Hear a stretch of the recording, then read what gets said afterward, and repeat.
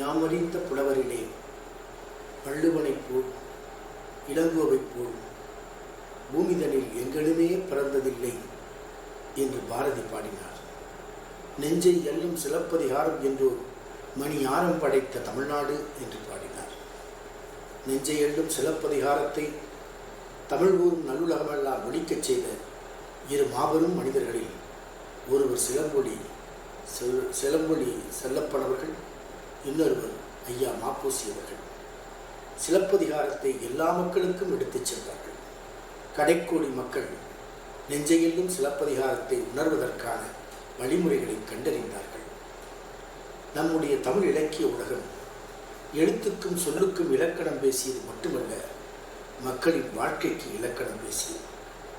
அதனால்தான் எவருக்கும் கிடைக்காத அரிய நெல்லிக்கனியை அதியன் அவ்வைக்காக தருகிறார்.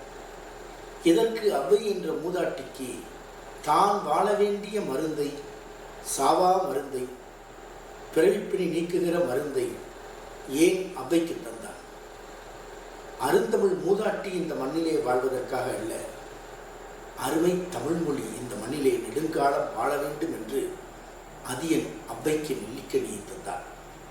அதை போலதான் 7ஆம் நூற்றாண்டில் தமிழுக்கு நிறைய பிரச்சனைகள், தமிழ் பண்பாட்டுக்கு நிறைய அறைகூவல்கள், தமிழர் நாகரீகத்திற்கு மிகப்பெரிய சங்கடங்கள்.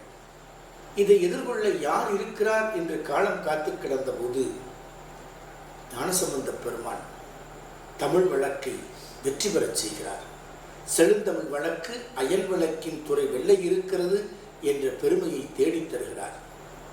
ஆக ஒரு காலகட்டத்தில் மன்னர்களால் வளர்க்கப்பட்ட தமிழ், இன்னொரு காலகட்டத்தில் சமய உலகத்தால் வளர்க்கப்பட்ட தமிழ், இன்னொரு காலகட்டத்திலே தான் பார்க்கிறோம் நாட்டு விடுதலை போராட்டம். கஞ்சி குடிப்பதற்கெல்லாம் அதன் காரணங்கள் இவை என்னும் அறிவும் இல்லார். பஞ்சமோ பஞ்சமென்றே நிதம் பரிதவித்தே உயிர் துடிதுடித்தே துஞ்சி மடிகின்றாரே, இவர் துயர்தனை தீர்க்கவோ வழியில்லையோ என்று அழுது புலம்பி கிடந்த மக்களுக்கு தமிழ் மொழியை வெள்ளையருக்கு எதிரான ஆயுத மொழியாக மாற்றி காட்டினான் பாரதி. தமிழுக்கு ஆயுத எழுத்து ஒன்றுதான் என்று தமிழ் அறிஞர் உலகம் சொல்லிக் கொண்டிருந்த போது வெள்ளையருக்கு எதிராக அத்தனை தமிழ் எழுத்துக்களை ஆயுத எழுத்துக்களாக வீசி பார்த்தவன் பாரதி. அவன் காலத்திலே நாட்டு விடுதலைக்கு தன்னை தாரை பார்த்தது தமிழ் மொழி. அதற்கு பின்னால் பாரதியின் தாசன் வருகிறான், ஏட்டை எடுக்கின்றான், கவிதை ஒன்றை வரைந்திட துடிக்கின்றான். பாடுபொருள்கள் பல படையெடுத்து வருகிறது. எதை பாடுவது, எதை விடுவது, தடுமாறுகிறான். காடும் கலனியும் கார்மிகளும் வந்து கண்ணை கவர்ந்திட எத்தனிக்கும், ஓலையும் தாமரை பூக்களும் தங்களின் ஓவியம் தீட்டுக என்றுரைக்கும். பசுந்தொகை மயில் வரும், அன்னம் வரும், மாலை பொழுதில் மேற்றிசையில் விடும் மாணிக்க பருதி காட்சி தரும். பெண்கள் வருவார்கள், எங்கள் உயிரன்பினை சித்திரம் செய்க என்பார்கள். வீரர்கள் வருவார்கள், எங்கள் வெற்றி தோள்களை பாடுங்கள் என்பார்கள். எத்தனை எத்தனை பாடுபொருள்கள்! இவை எவையுமே கவிஞரின் கவிதையின் கருப்பொருளாக அமையவில்லை. இதற்கு மாறாக புரட்சி கவிஞர் அழுவார், துன்பப்படுவார், துயரப்படுவார். எதற்காக? என் தமிழ் மக்கள் உறங்கி கிடக்கின்றார்களே என்று துன்பப்படுவார். ஏன் இந்த தமிழ் மக்கள் உறங்கி கிடக்கிறார்கள்? வயல்வெளிகளில் உழைத்தார், தொழிற்சாலைகளில் களைப்பின்றி உழைத்தார். எதனால் இவர்கள் தூங்கிக் கொண்டிருக்கிறார்கள்? உடற்களைப்பால் ஏற்பட்ட உறக்கமா? இல்லை, அறியாமையால் ஏற்பட்ட உறக்கம். இந்த அறியாமையை அகற்ற வேண்டுமே. அதற்கு என்ன காரணம்? இன்னமும் கல்லாமை, படிக்காமை. இதை கருவறுக்க வேண்டும். அதற்கு என்ன வழி? புரட்சி கவிஞர் ஒரே வழி என்று சொல்வார். இன்ப தமிழ் கல்வி எல்லோரும் கற்றவர் என்ற நிலையை எய்துவிட்டால் துன்பங்கள் நீங்கும், சுகம் உண்டாகும் என்று சொல்வார். ஆக ஒரு காலத்தில் அரசவைகள் வளர்த்த தமிழ், ஒரு காலத்தில் ஆலயங்கள் வளர்த்த தமிழ், ஒரு காலத்தில் நாட்டு விடுதலைக்கு தன்னை தாரை வார்த்த தமிழ் கடைக்கோடி மனிதனின் பந்தியில் பரிமாறப்படுகிற காலம்தான் புரட்சி கவிஞரின் காலத்திற்கு பிறகு. அந்த கடைக்கோடி மனிதனின் தமிழ் பரிமாறப்படுவதில் நெஞ்சை எள்ளும் சிலப்பதிகாரத்தை கடைக்கோடி மக்களுக்கு கொண்டு சேர்த்தவர்தான் நம் சிலம்பொலி செல்லப்பனார் அவர்கள்.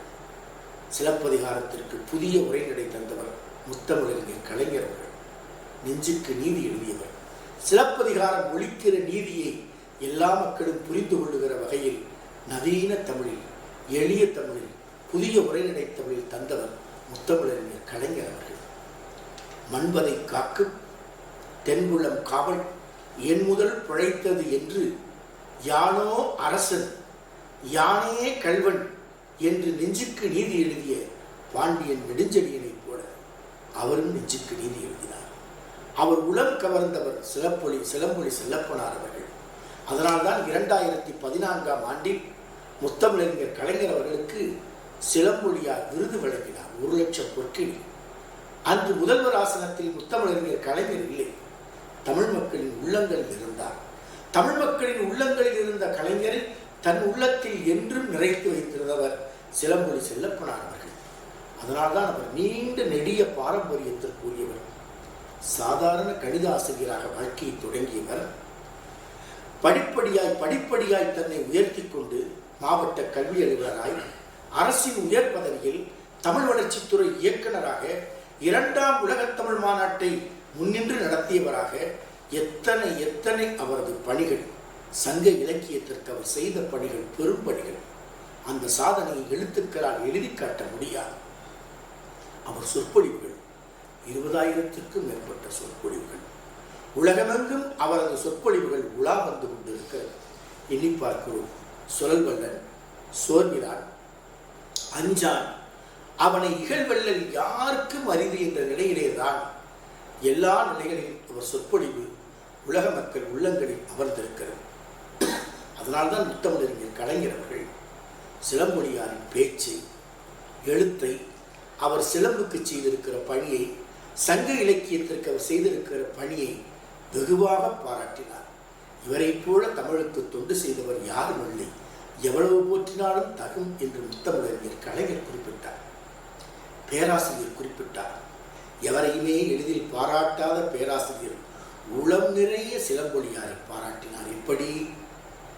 சிலம்பொலியாரின் சொற்பொழிவுகள், அவரது சிந்தனைகள், அவர் எழுத்துக்கள் வெள்ளி தட்டிலே அருமையான மாதுளம் கனியை நிரப்பி வைத்தால், மாதுள முத்துக்களை நிரப்பி வைத்தால் எவ்வளவு செவிக்கும் உணவாக, வயிற்றுக்கும் உணவாக அமையுமோ அப்படித்தான் அவர் பேச்சு மாதுளையின் தேனினைப் போல, மாதுளையைப் போல இனிமை வாய்ந்தது என்று சொன்னார்.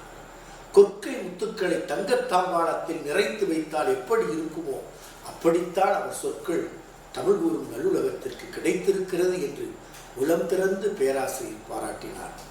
எல்லா நிலைகளிலும் எழுத்தில், பேச்சில், சிந்தனையில் ஆற்றிய பணிகள் அரும்பெரும் பணிகள். பேரறிஞர் அண்ணா ஒரு காலத்தில் தமிழ்நாட்டு மேடைகளிலே இளைஞர்கள் மத்தியில், கல்லூரிகளில் பேசுவதற்கு தடை இருந்தது. தடைகளை தாண்டித்தான் இளைஞர்களும் மாணவர்களும் பேரறிஞர் அண்ணாவை அழைத்து பேச வைத்தார்கள். ஆங்கிலத்திலும் தமிழிலும் கொட்டும் அந்த இசையருவியை கேட்டு மக்கள் மயங்கி நின்றார்கள். கடைக்கோடி மனிதன் வரை, கல்லூரி மாணவன் வரை அவர் பேச்சுக்கு மயங்கி கிடந்தார்கள். தொடர்ந்து முத்தமிழறிஞர் கலைஞர் சட்டமன்றத்திலே முதல் விவசாய பெருமக்களுக்காக குரல் கொடுத்தவர் கலைஞர் அவர்கள். நங்கவரம் பண்ணை என்ற பிரச்சனையை உலகறிய செய்தவர் முதல் கன்னி பேச்சார்.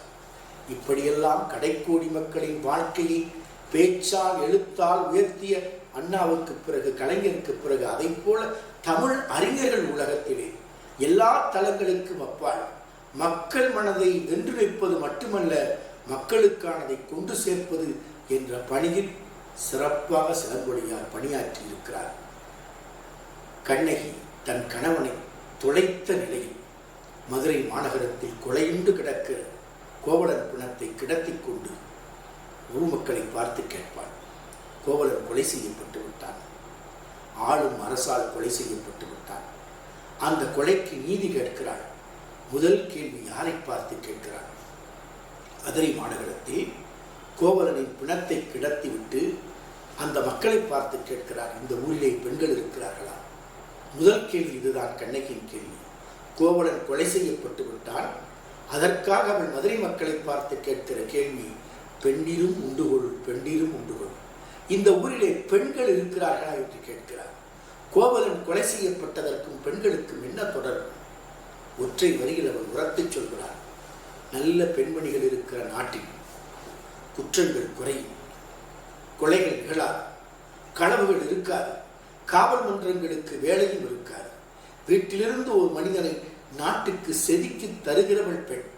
அவள் தாயாக, தமக்கையாக, சகோதரியாக, உடன் பிறந்தவளாக, உடன் வாழ்பவளாக உடன் வருகிறாள். அதனால்தான் for every success man there is behind woman என்று சொல்வார்கள். ஒரு வெற்றியாளரின் பின்புலத்தில் பெண்மணி மறைந்து நிற்கிறார், நிறைந்து நிற்கிறார் என்று சொல்வார்கள். அதைத்தான் கண்ணகி கேட்டாள். நீதி நழுவுகிற நாட்டில், குற்றங்கள் இல்லாது இருக்கிற நாட்டில் பெண்களின் பங்கு மகத்தானது. அதைத்தான் கண்ணகி ஒற்றை வரியில் உரத்து கேட்டாள். நீதி தவறிய நிலையில் பெண்டிரும் உண்டுகொள் என்று கேட்டார். அடுத்த கேள்வி தெய்வமும் உண்டுகொள். அதற்கு அடுத்த கேள்வி சார்ந்தோரும் உண்டுகொள். சார்ந்தோர்கள் வாழுகிற நாட்டில் குற்றங்கள் இருக்காது, ஊரை நெறிப்படுத்துவார்கள். எப்படி யாண்டு பலவாக நிறையில வாகுதல் யாங்கு ஆகுதீர் என வினவுதீர் ஆயின் மாண்ட என் மனைவியோடு மக்களும் நிரம்பினர் என்று பட்டியலிட்டுக் கொண்டே செல்வான் புறநானூற்றுப் புலவர். நரையின்றி, திரையின்றி, மூப்பின்றி, முதுமையின்றி என்றும் இளமையாக வாழ்வதற்கு என்ன காரணம் என்று கேட்டபோது, மாட்சிமை பொருந்திய மனைவி இருக்கிறாள், அறிவு நிரம்பிய என் மக்கள் இருக்கிறார்கள், நான் நினைத்ததை செயலாற்றுகிற செயல் வீரர்களாக என் பணியாட்கள் இருக்கிறார்கள், அல்லவை செய்யாத அரசு இருக்கிறது. இதையும் தாண்டி எங்கேனும் தவறு நிகழ்ந்தால் ஆன்று அவிந்து அடங்கிய கொள்கை சார்ந்தோர்கள் இருக்கிறார்கள். ஆன்று அவிந்து அடங்கிய கொள்கை சார்ந்தோர்கள் வாழுகிற ஊர் நான் வாழுகிற ஊர்.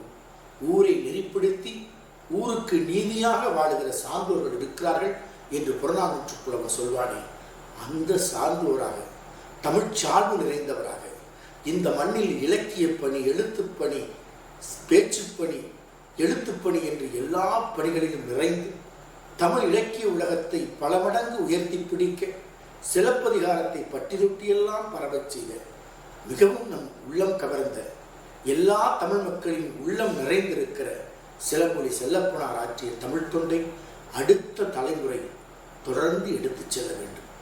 அதுவே அவருக்கு செய்கிற உண்மையான கடப்பாடாகும், உண்மையான நன்றியாகும். அவராற்றிய தமிழ் தொண்டை, சிலம்பை ஒலிக்கச் செய்த பணியை அடுத்த தலைமுறை தொடரட்டும் என்று நாம் கூற கடமைப்பட்டிருக்கிறோம். இந்த நிகழ்வை ஏற்பாடு செய்த அனைவருக்கும் நம் வாழ்த்துக்களை தெரிவித்துக் கொள்கிறோம். சிலப்பதிகார விழாவை நாமக்கல்லில் ஒவ்வொரு ஆண்டும் உலகத்தமிழ் பெருவிழாவாக நடத்தியவர் சிலம்பொலியார். இன்று அவர் அடியொற்றிய அவரது சகாக்கள், அறிஞர்கள், அவர் குடும்பத்தார், அவர் நண்பர்கள் அனைவரும் ஒன்று திரண்டு நிற்க சிலம்பொலியாரின் மணிமண்டபத்தை, அவரது திருவுருவச் சிலையை நம்முடைய மாண்புமிகு முதல்வர் மு.க. ஸ்டாலின் அவர்கள் திறந்து வைப்பது மிகுந்த பாராட்டுக்கும் சிறப்புக்கும் உரியது. இதுதான் சிலம்பொலியாருக்கு செய்கிற உண்மையான நன்றியாகும்.